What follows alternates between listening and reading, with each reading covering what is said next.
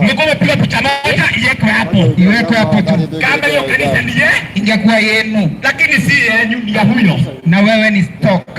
Ndio maana watu wanaambiwa nitavuka hizo vitu zenyu, ndio nikitoa mnaipika.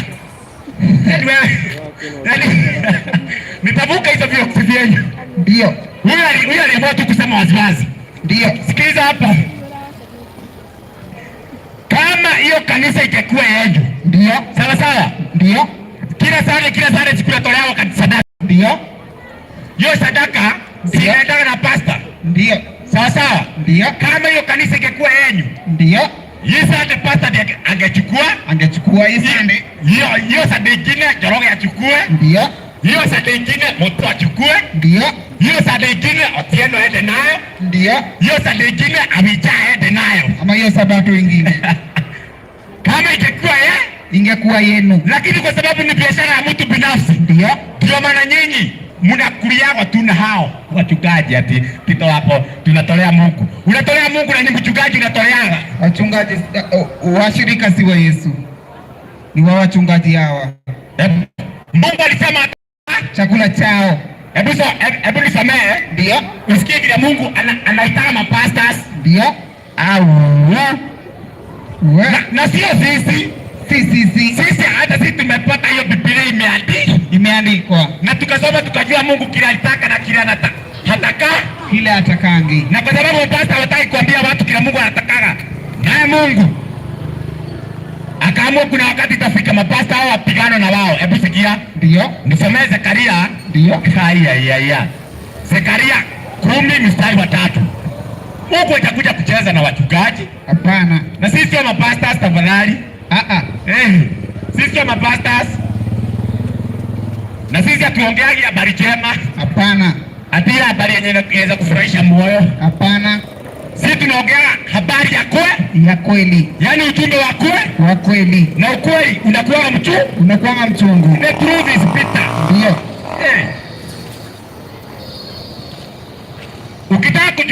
Ukitaka habari mzuri, habari njema, ndio utafuta huyo pasta wako huyo mkora akuhubiri aendelee kukuiba. Lakini ukitaka ujumbe wa kweli, ndio hauwezi upata kwa pasta. Hapana. Hebu sasa tusikie vile Mungu ako na hasira na wachungaji. Ni Zekaria 10:3. Hasira yangu imewaka juu ya wachungaji. Nani ongea? Ni Mungu. Anasema aje? Hasira yangu imewaka juu ya wachungaji. Rudia. Hasira yangu imewaka juu ya wachungaji. Mungu amekuja kucheka na wachungaji? Hacheki na wachungaji. Kai. Nami nitawaadhibu mbuzi waume. Mungu anaita wachungaji mbuzi nini? Mbuzi waume. Yaani senge. Wachungaji senge. Yaani mapastors Mungu ndiye anawaita aje? Senge. Sasa pasta yako hawezi kusomea hapo na tumesoma Zekaria 10:3. Ndio. Pasta yako hawezi kusomea hapo kuambia unajua mimi huko ananitaka senge. Na ndio maana tabia ambazo huwa na mapasta ni kama tu za senge. Ndio. Sio sisi. Hapana. Tumesoma kitabu gani? Zekaria 10:3. Zekaria 10 wa ngapi? Wa 3. Mungu alisema hasira yake imewaka juu ya kina nani? Wachungaji. Na Mungu anaita wachungaji aje? Senge. Mbuzi waume. Hebu nisomee. Ndio. Isaia 56:10. Tuondoke hapo kwa mapasta. Na tulikuambia kama wewe ni pasta unakubalika kukuja kusema ama hiyo andiko yenye tunasoma hapo, ndio ama si la kote. Ruhusiwa jitetee. Ama kama wewe ni pasta unaweza kuja useme, ndio hivi vile Mungu alikuita hapo senge, ndio ama Mungu alitanganya, ndio unaweza karibia hapo useme, ndio nisomee kitabu ya Isaia, ndio 56:10. Sasa tunasomea ile maandiko ya msomeagu, ndio amesoma walinzi wake ni vipofu. Walinzi ambao ndio wachungaji ni vipofu, wote pia hawana maarifa. Unajua mapasta wanaambiwa na Mungu kwa nini hawana maarifa? Ndio mapasta hawakukaa chini wakajua kwamba ndio kuna wakati itafika, ndio Mungu atakuja kupigana na wao. Ndio hawana maarifa kwamba ndio kuna unabii ambao ulisema Mungu atakuja kupigana na wao.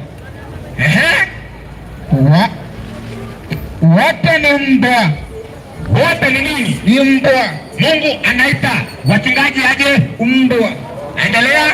Ni bubu. hawezi kulia. Hawezi fanya nini? Kulia. Yaani hawezi kulia. Unajua umbwa ndio ukiweka ndani ya boma yako umbwa ndio unaweka hiyo umbwa ili wakati tona hatari ndio ama isione hatari ndio iwike ama ilie ndio sawa sawa ndio ikiona hatari ili julishe wenye boma kwamba kuna hatari. Sasa mapasta ndio wanafananishwa na umbwa kwa sababu waliwekwa pale ili hawakujulisha watu ndio waliwekwa pale ili wajulishe mtu hatari ya kuvunja sheria. Wajulisha watu hatari ya kuvunja sheria ya Mungu. Sasa kwa sababu wachungaji hawakujulisha watu ndio kwamba kuna hatari ndio ya kuvunja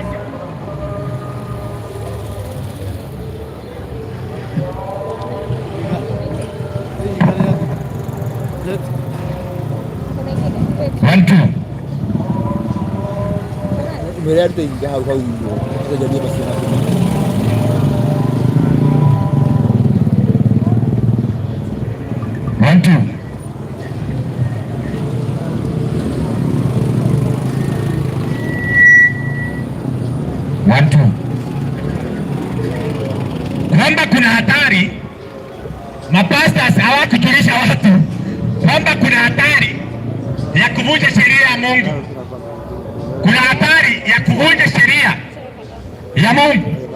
Na sasa kwa sababu wachungaji mapastors hawakujulisha watu hivyo, sasa Mungu anawaita hivi. Hebu sikia. Ndio. Hebu ndio na hiyo Isaiah 56 mstari wa 10 soma ba. Nasema hivi. Ndio. Sasa kwa sababu mapastors ndio hawakujulisha watu kwamba kuna hatari ya kuvunja sheria ya Mungu na watu kutofuata sheria ya Mungu. Ndio. Hebu sikiliza vile Mungu anawaita, soma. Naam. Mbwa wao. Rudia. Mbwa wao. Rudia. Mbwa wao. Haya. 1 2. Mbwa wao. Mbwa wao. Aya. Kwani hawa watu wanatuziana? Sio sisi. Tunasoma kitabu gani? Nasoma Isaiah 56 ni 11. Mungu ameita wachungaji aje? Mbwa wao. Mungu anaita mapasta aje? Mbwa. Tumeandika ama imeandikwa tukasoma? Imeandikwa tukasoma. Mungu ameita wachungaji, rudia. Naam. Mbwa wao. Mbwa hao. Ndio. Wanachoa sana. Hawashibi kamwe. Hawashibagi. Na hao ni wachungaji. Toa. Sasa mbwa hao ni akina nani? Mungu tuambie. Ni wachungaji. Nao ni nini? Ni wachungaji wasioweza kufahamu neno. Hawafahamu neno. Ndio maana pastor anakuambia Biblia inasema, na ameweka Biblia hapa hivi hapo kwa mkono, anasema Biblia and the Bible says. Ndio. The Bible says tusome. Tusome ni wapi unasoma? The Bible says. Ndio. The Bible says soma. Soma kitabu some. Mungu ndio mara ameita wachungaji senge. Ndio. Mungu mara ameita wachungaji umbwa. Ndio. Na kama wewe ni mchungaji, ndio unaona mchungaji yote ambaye ndio unafundishaga ndio kwamba sheria ya Mungu ndio iliisha, ndio na kwamba watu hatuko chini ya sheria ya Mungu, ndio usikie aibu sana, ndio na ushindwe katika jina la Mungu, ndio shindwe. Unaona kama wewe ndio umeshai jiulize shetani ni nani, ndio alafu usikie pastor akisema ndio hatuko chini ya sheria ya Mungu, ndio yani hatuko chini ya sheria, ndio usiulize shetani ni nani, ndio pointi huyo pastor, huyo mchungaji, huyo ndiye shetani. Shetani yeye anapigana na neno la Mungu, ndio nilitoa katika kinywa cha Mungu. Unaona kama wewe ndio unaenda kanisa ndio ambayo inafundisha kwamba hatuko chini ya sheria ya Mungu, ndio kwamba unaingia katika hizo nyumba, unaenda kwa hiyo makanisa, ndio Unaona, ukiuliza devil worshiper ni akina nani? Ndio. Usitafute ni akina nani. Hapana, usitafute. Ndiko huko. Huko ndio huko. Unaona, kanisa yote ndio ambayo inafundishaga ndio kwamba sheria ya Mungu iliisha, ndio na Yesu aliondoa, ndio na tuko chini ya sheria ya Mungu, ndio. Ukiulizwa Illuminati ni akina nani? Ndio. Hebu point hiyo kanisa. Onyeshe hapo. Au kosai, sema ni wale. Ni hawa. Ni wale. Ukiuliza Freemason ni akina nani? Ndio. Hao. Ndio. Hebu sikia. Ndio. Najua sisi tunakuja kukuambia ukweli. Ndio. Ujue ukweli, ufuate ama ukae. Ndio. Ama ukae. Ama ukae. Ndio. Ufuate ama ukae. Ndio. Niseme wote Mungu atembelezi watu? Hapana. Hapana.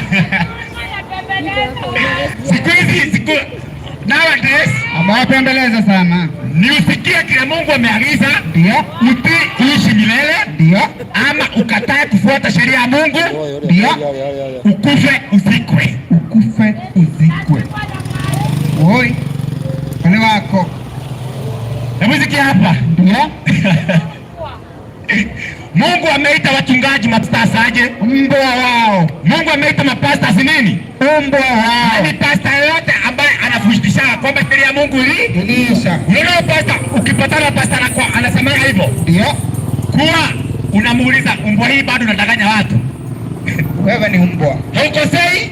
Ndio. Isaya 56 mstari wa 10. Ndio. Inakukubalisha Mungu ndiye kwanza amewaita. Amewaita mbele. Wewe unaiga tu Mungu. Ndio. Ulizaga hiyo pastor mwenye anakwambia sheria ya Mungu ilisha, unamuuliza mbwa hii bado unadanganya watu. Ndio. Mbwa hii. Na ukitaka uongeze umwambie takataka wewe.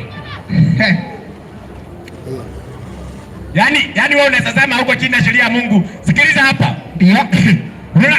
Unaona siku yenyewe tu siku ndio ni sheria iliyekewa. Ndio. Unaona giza imeingia na kisha baadaye kukakucha. Ndio. Mwangaza ukuje. Utarudi. Siku ni sheria iliwekewa siku. Sasa wewe pastor mwenye unasema unafundishaga ama wewe unasemaga mshirika. Ndio. Ati sheria ya Mungu hauko chini yake. Ndio. Kwa nini ikifika usiku unawashaga taa? Kwa nini? Tuambie. Na ujue ndio siku ni sheria iliwekewa. Baba ikifika hii, ndio ikifika hii majira, ikifika hii wakati, ndio jua litue. Ndio siku ianze. Ndio. Sawa. Ndio. Ikifika hii wakati jua itokezee. Ndio. Ni sheria iliwekewa siku. Kama wewe pastor wewe mjinga. Ndio. Haya, kwani tunatusi mapasta? Ni mjinga kwa sababu si Mungu alisema hawana maarifa. Haujui bado unatawaliwa na sheria ya Mungu. Ndio. Aya. Na kama wewe ndio pastor hautawaliwa na sheria ya Mungu, ndio na uko chini ya sheria ya Mungu, ndio unapokuwa na jua mchana, uko katika nchi ya Mungu, ukiwa na jua mchana, ndio uendalo ukiwa umewacha ama umewasha taa, ukienda ukiwa umewasha taa kama nchi ya Mungu, kama sheria ilisha, kama uko chini ya sheria ya Mungu, ndio. Yaani upende usipende, Mungu lazima atakutawala. Sheria ya Mungu ipo. Na haiwezi ondoka. Yesu alisema mpaka mbingu na nchi zitakapotoweka. Kwa hivyo kama unaziona bado sheria hii iko. Aya. Hebu sikia. Ndio. Unaona kama wewe unataka kanisa. Ndio. Na wakati ulikuwa unataka kumrudia Mungu. Ndio. Uliambiwa piga magoti tukuombee. Ama ukaambiwa rudia haya maneno nyuma yangu. Bwana Yesu, niokoe. Futa jina yangu kwenye kitabu cha kuzimu. Kutoka kitabu cha kuzimu. Uandike kwenye kitabu cha uzima. Niandike katika kitabu cha uzima. Unaona kama kuokoka kwenye uliokoka ni huko. Kama ni hivyo uliokoka, haujaokoka hata kidogo, ulidanganywa, uliibiwa. Hebu sikia kuokoka kwa kweli. Ndio. Hayo mtu anaporejelea Mungu, ndio njia ya kumrejelea Mungu, ndio ambaye Mungu yenye aliweka na akaagiza ili ukimrejelea uishi, ndio na uwe na uzima wa milele. Nisomea Ezekieli ndio 18 mstari wa 21. Ezekieli 18:21. Si hicho kenye ulifanyia na pastor wako hapo akilitoa mtapeli huyo pasta. Aya. Hebu soma hiyo andiko. Lakini mtu mbaya, tunasoma Ezekieli 18:21. Ezekieli 18:21. Tunasema hivi, njia ya kumrejelea Mungu. Ndio. Mungu ndiye alijiwekea.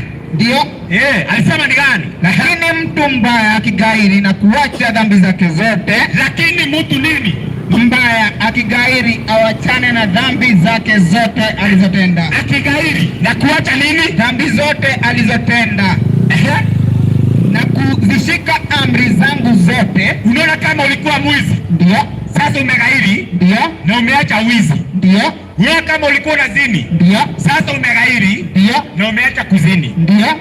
Unaona kama ulikuwa unaheshimu baba yako na mama yako? Ndio. Sasa umegairi? Ndio. Na umeanza kutii. Umeanza kutii? Ndio. Sawa? Ndio.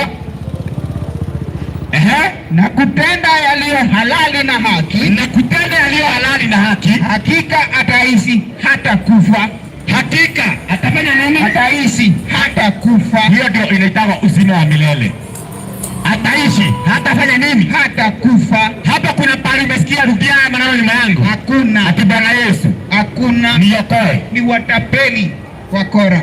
Hapa kuna pale umesikia futa jina yangu? Hakuna. Kwenye kitabu cha kuzimu? Hapana. Alafu wewe ulikuwa full gospel? Ndio. Sasa ukaenda pefa? Wakati ulikuwa full gospel? Ndio. Wakati ulikuwa unaokoka uliambiwa kuja tukuombee? Ndio. Ukaambiwa turudia maneno nyuma yangu? Ndio. Sawa? Ndio. Ukasema Bwana Yesu. Bwana Yesu. Niokoe. Futa jina yangu? Kwenye kitabu cha kuzimu. Si uliambiwa hivyo? Niambiwa hivyo. Sasa wakati umehama hiyo dhabihu. Wakati umehama hiyo dhabihu. Ndio. Ukaenda dhabihu nyingine. Tutumie mfano tuseme pefa. Tutumie pefa. Sasa wakati umeenda huko. Ndio. Bado ukifika huko. Ndio. Unaambia watu uokoke. Unaambia uokoke. Unaambia rudia maneno nyuma yangu. Rudia maneno nyuma yangu. Bwana Yesu. Niokoe. Futa jina yangu. Kitabu cha kuzimu. Kwa hivyo kwenye ulikuwa huko kwenye ulikuwa hiyo dhabihu. Ndio. Full gospel ulikuwa kuzimu full gospel. Si hata makanisa yote unaona kwani kuna kanisa wasikia? CSDA. Ndio. Wanaona watu wa full gospel ati watu ni wa shetani. Ndio. Na wataka jehanamu. Ndio. Sasa si watu wa full gospel wanaona watu wa CSDA wakiwa watu wakaodwa nauti. Hawata really falme. Wanaona watu wamechakanikiwa. Ndio. Hawajui tuko chini ya neema. Ndio. Hatuko chini ya sheria ya Mungu. Ndio. Kasia.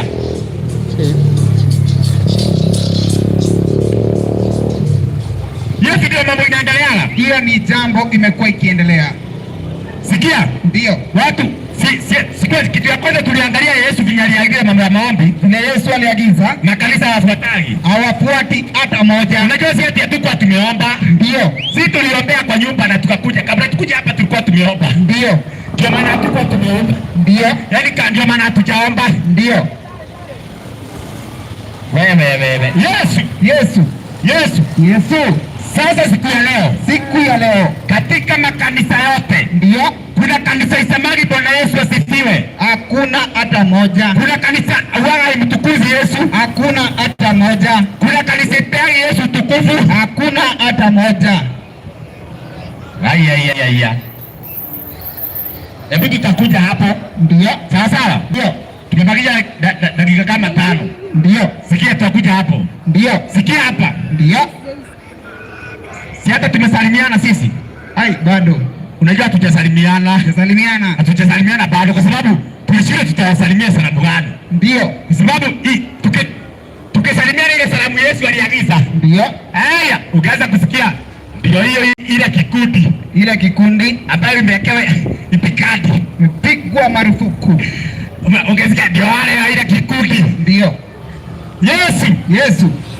Wakati wote ati wenye wanajitanisha na Yesu. Ndio. Wakikuja hapa ati ni crusade ati ni injili wameleta. Ndio. Wanaanza na Bwana Yesu asifiwe. Ndio. Wakazi wa hapa. Ndio. Hiyo ndio inakuwa sala. Hiyo inakuwa salamu.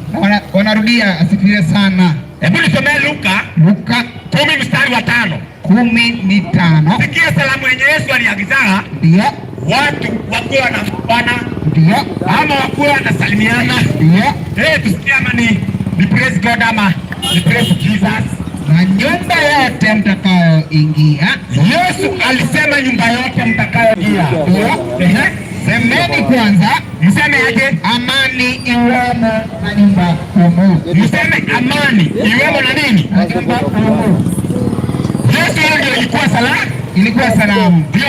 Yesu alisema kwanza mkiingia popote ambapo mmeenda, ndio, kwanza mseme amani, ama muulize ama kuna amani. Haya.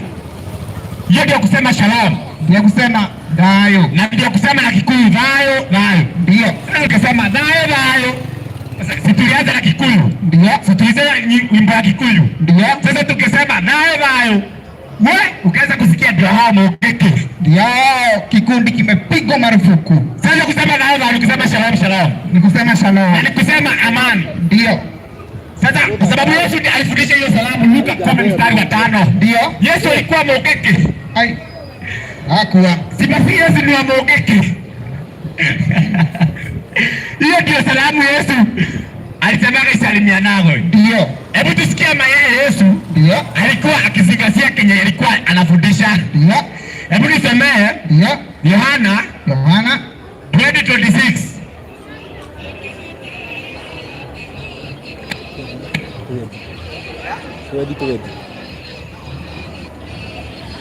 Yohana 20:26.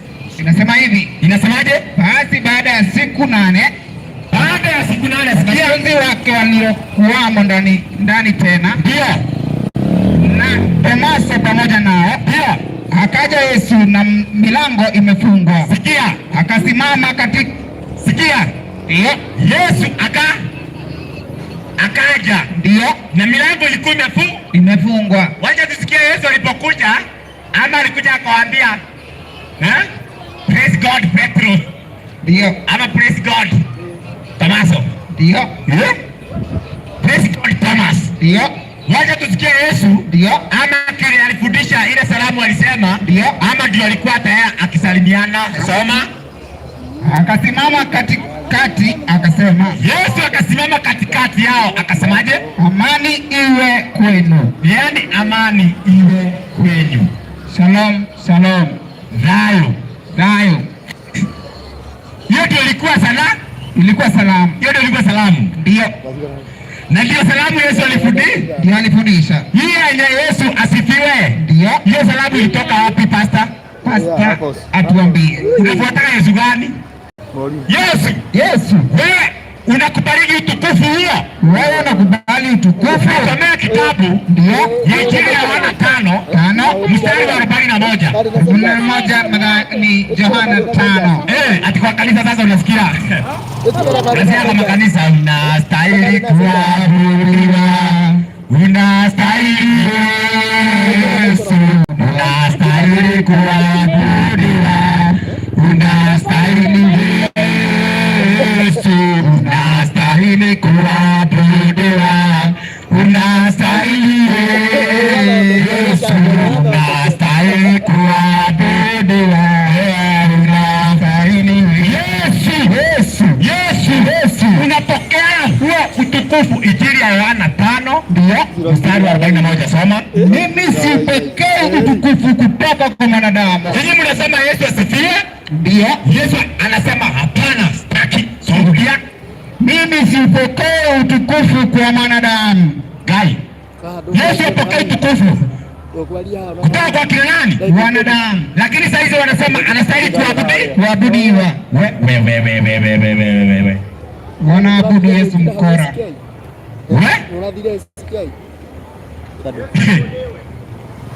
Yesu inuliwe. Yesu mwana kondoo asifiwe. Mimi sipokei utukufu kwa mwanadamu. Yesu anasema haupokei utukufu kutoka kwa nani? Kwa mwanadamu. Gai. Lakini Yesu anawajua kwa nini mnasemana asifiwe? Ndio. Hebu tuseme kwa nini, endelea. Walakini nimewajua nyinyi ya kuwa. Yesu anajua nyinyi mnasemana abudiwe. Hamna upendo wa Mungu ndani yenu. Yesu anasema unafanyaga hivyo kwa sababu hamuna upendo wa Mungu ndani yao. Ndani ya wenu nyinyi msifu Yesu.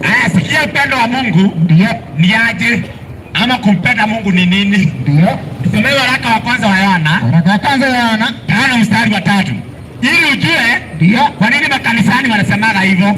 Bwana Yesu asifiwe. Yesu alikataa. Waraka wa Yohana wa kwanza 5:3 inasemaje? Kwa maana upendo wa Mungu ambao hamuna ndani yenu, huko ndiko kupenda Mungu, huko ndiko kupenda Mungu, kwamba nini? uzishike amri zake. Wala amri zake si nzito. Kupenda Mungu ni kushika nini? Amri zake. Kwa hivyo wakati Yesu anasema, wanasema Bwana Yesu asifiwe, ndio wanasemaga hivyo kwa sababu wana upendo wa Mungu ndani yao. Ndio ni kwa sababu hawatuzi amri za Mungu. Ndio hawana hizo amri za Mungu ndani ya mioyo yao. Kama mngekuwa mnafuata sheria ya Mungu, mngejua Yesu hapaswi kuabudiwa, na sababu ndio hii. Kwa sababu Yesu ndiye neno la Mungu. Neno la Mungu. Yesu ndiye neno la Mungu. Unaona hiyo neno la Mungu yenye imesema usiipe. Neno. Yesu ndiye hiyo ndio hiyo neno. Na ndio wewe katika Injili ya Yohana 1:1 inasema hapo mwanzo kulikuwa nini? Neno. Neno alikuwa kwa nani? Kwa Mungu. Mstari Injili ya Yohana 1:14. Inasema naye neno akafanyika nini? Akafanyika mwili. Akakaa kwetu nasi tukuona utukufu wake kama utukufu wa mwana pekee atokaye kwa Baba. Ndio. Kwa hivyo neno la Mungu ndio Yesu. Ndio mwana wa pekee wa Mungu. Na ni mwana wa pekee kwa sababu Mungu hana maneno mbili. Hana maneno yamechanganyika mawili. Yaani Mungu ako na neno moja akisema ashasema, ambayo ndio sheria yake, ambayo amri za Mungu ndio sheria yake. Ndio makanisa zinafundisha watu kwamba ziliisha. Kumbe hiyo sheria ndio neno la Mungu ambayo ndio Yesu. Sasa unaweza abudu aje usipe? Usipe sifiwe. Labda uitii Yesu. Ndio. Labda Yesu ni kuheshimiwa ama ni utii Yesu. Ndio. Utukufu umrejee Mungu. Ndio. Ukitii Yesu ndio ambaye ndio sheria ya Mungu, ndio utukufu unamrudia Mungu. Kwa hivyo ukitii Yesu, ndio ukitii neno la Mungu, ndio utukufu unamrudia Mungu, si hiyo neno. Ndio. Kwa hivyo huwezi sema neno usizini, ndio useme usizini asifiwe. Hapana. Unaona? Ndio. Hiyo siri ndio ambayo ilifichwa na wachungaji, ndio na ambao wachungaji hawajui. Ndio. Na ndio maana Mungu alisema wana mari. Unapoondoka, ukisikia hiyo sauti, ukisikia sauti hii, ujue ni sauti